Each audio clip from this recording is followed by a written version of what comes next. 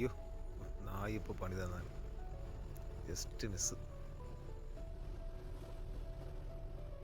ശിരൂരിൽ മണ്ണിടിച്ചിലുണ്ടായപ്പോഴുണ്ടായ മണ്ണാണ് രണ്ട് സൈഡിലും ഇപ്പോൾ കൂട്ടിയിട്ടതായിട്ട് കാണുന്നത്. നമ്മൾ ആ ഭാഗത്തേക്കൊക്കെ ഏകദേശം അടുക്കാറായിട്ടുണ്ട്.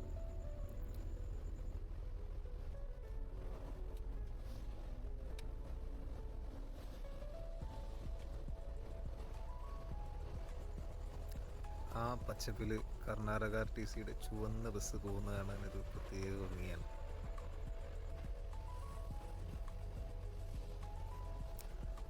ഗംഗാവലിപ്പുഴയുടെ പാലത്തിലൂടെയാണ് നമ്മളിപ്പോൾ പോയിക്കൊണ്ടിരിക്കുന്നത്. ഒരു നോർമലായിട്ടുള്ള രീതിയിലാണ് പുഴ ഇപ്പോൾ ഒഴുകിക്കൊണ്ടിരിക്കുന്നത്. കാരണം മൺസൂൺ തുടങ്ങിയെങ്കിലും കഴിഞ്ഞ വർഷത്തെ പോലെ അത്ര മഴ പെയ്യുന്നില്ല.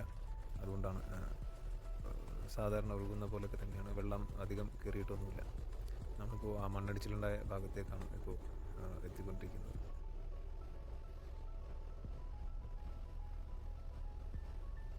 ഈ ഭാഗത്ത് വരുമ്പോൾ റോഡിൻ്റെ നടുവിലാണ്.